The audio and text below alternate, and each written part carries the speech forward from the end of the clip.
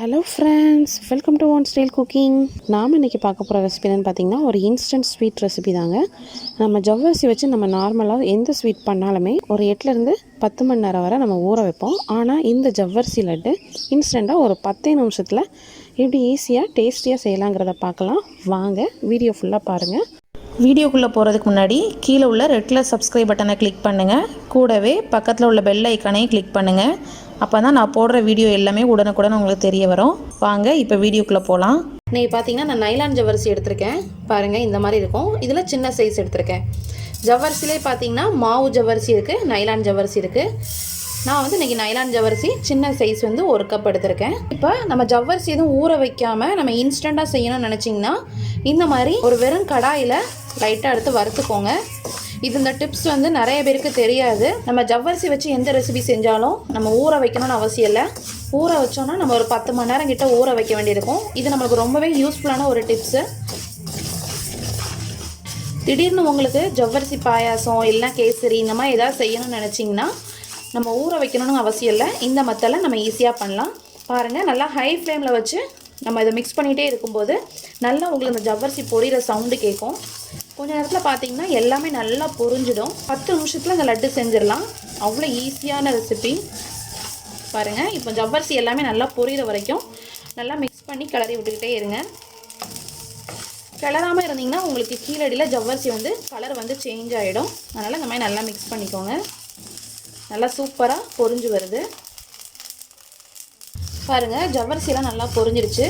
நம்ம 1 கப் ஜவ்வரிசி போட்டோம். இப்போ நம்மளுக்கு பொரிஞ்சதுக்கப்புறம் பார்த்தீங்கன்னா 2 கப் போல் ஜவ்வரிசி கிடச்சிருக்கு.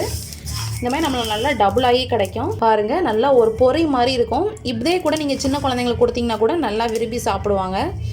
இப்போ இந்த ஸ்டேஜில் நம்ம அடுப்பை ஆஃப் பண்ணிவிட்டு இதை ஒரு வேறு பாத்திரத்துக்கு மாற்றிடலாம். ஒரு 2 டீஸ்பூன் போல் நெய் சேர்த்துக்கலாம். நெய் நல்லா சூடானதும் கொஞ்சம் முந்திரி சேர்த்துக்கோங்க. முந்திரி சேர்த்து லைட்டாக வறுபட்டதும் கொஞ்சம் திராட்சை சேர்த்துக்கலாம். நட்ஸ் வந்து ஆப்ஷனல் தாங்க, உங்களுக்கு தேவைப்பட்டால் சேர்த்துக்கலாம். நான் கொஞ்சம் திராட்சை சேர்த்துருக்கேன். இதை லைட்டாக ஃப்ரை ஆனதும் நம்ம வேற ஒரு பாத்திரத்துக்கு மாற்றிடலாம். இப்போ நம்ம 1 கப் ஜவ்வரிசி எடுத்தோம். அதுக்கு நான் எடுத்த கப்பால் 2 கப் அளவு தண்ணி சேர்த்துருக்கேன். இது வந்து நம்ம ஜவ்வரிசி ஊற வைக்காதனால தண்ணி கொஞ்சம் எக்ஸ்ட்ரா சேர்த்துருக்கேன். இந்த தண்ணியிலேயே 2 ஏலக்காவை இந்த மாதிரி நல்லா க்ரஷ் பண்ணி சேர்த்துக்கோங்க. இது கூட ஃபுட் கலர் சேர்த்துக்கோங்க. உங்களுக்கு தேவைப்பட்டுச்சுன்னா சேர்த்துக்கலாம். நான் அன்றைக்கி ரெட் கலர் ஃபுட் கலர் சேர்த்துருக்கேன். உங்களுக்கு தேவைப்பட்டுச்சுன்னா வேறு கலர் கூட நீங்கள் ஆட் பண்ணிக்கோங்க.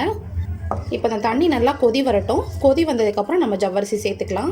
பாருங்கள், நம்மளுக்கு தண்ணி நல்லா கொதி வந்துடுச்சு. இந்த ஸ்டேஜில் நம்ம ஜவ்வரிசி சேர்த்துக்கலாம்.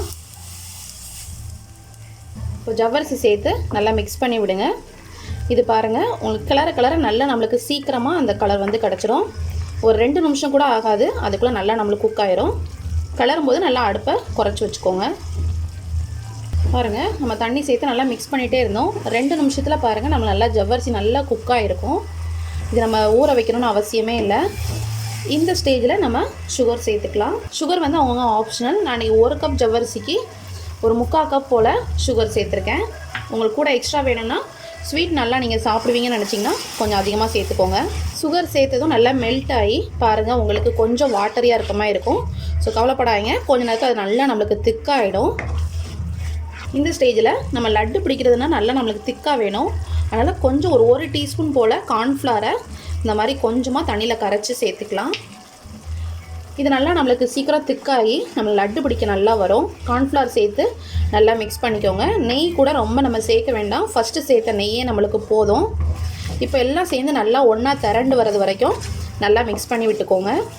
பாருங்கள், 2 நிமிஷம் நல்லா மிக்ஸ் பண்ணியிருக்கேன். இந்த மாதிரி நல்லா திரண்டு வருது பாருங்கள். ஜவ்வரிசி நல்லா நம்மளுக்கு குக் ஆகிடுச்சு. இப்போ நம்ம லட்டோட மிக்சர் ரெடி ஆகிடுச்சு. இந்த ஸ்டேஜில் நம்ம ஆல்ரெடி வறுத்து வச்சுருக்கோம்ல நெய்யில் அந்த முந்திரி திராட்சையை சேர்த்துக்கலாம். முந்திரி திராட்சை சேர்த்து நல்லா மிக்ஸ் பண்ணி விட்டுக்கோங்க. நெய் உங்களுக்கு அதிகமாக வேணும்னு நினச்சிங்கன்னா எக்ஸ்ட்ரா 1 ஸ்பூன் கூட சேர்த்துக்கலாம். இந்த மாதிரி நல்லா ஒன்றா சேர்ந்து வரணும். சேர்ந்து வராமல் இருந்துச்சுன்னா நம்மளுக்கு ஆறுனதுக்கப்புறம் லட்டு பிடிக்கிறப்ப நம்மளுக்கு லட்டு வந்து கரெக்டான ஷேப்பில் நிற்காது. இப்போ நம்ம அடுப்பை ஆஃப் பண்ணியாச்சு. இது நல்லா ஆறட்டும். ஆறுனதுக்கப்புறம் நம்ம லட்டு பிடிச்சிடலாம். இப்போ நம்மளோட லட்டு மிக்சர் எல்லாம் நல்லா ஆறிடுச்சு. பாருங்கள், நல்லா நம்மளுக்கு பார்க்குறப்பே நல்லா ஜவ்வரிசியாக இருக்க மாதிரி தெரியும். இப்போ கையில் கொஞ்சம் நெய் இல்லைன்னா ஆயில் தடவிக்கோங்க. நான் நெய் தடவிருக்கேன். இப்போ கொஞ்சம் மிக்சர் எடுத்து நம்ம லட்டாக பிடிக்க ஆரம்பிச்சிடலாம். லட்டு பிடிக்கிறப்ப நல்லா அழுத்தி பிடிங்க. பாருங்கள், நம்மளுக்கு கையில் ஒட்டாமல் லட்டு நல்லா சூப்பராக வந்திருக்கு பாருங்கள். ரொம்பவே சூப்பரான டேஸ்டான நம்மளோட ஜவ்வரிசி லட்டு ரெடி ஆகிடுச்சு. நீங்களும் கண்டிப்பாக இந்த ரெசிபி உங்கள் வீட்டில் ட்ரை பண்ணி பாருங்கள். இந்த ரெசிபி பிடிச்சிருந்துச்சுன்னா நம்ம சேனலை லைக் பண்ணுங்கள், ஷேர் பண்ணுங்கள், சப்ஸ்கிரைப் பண்ணுங்கள், மறக்காமல் கமெண்ட் பண்ணுங்கள். தேங்க்யூ.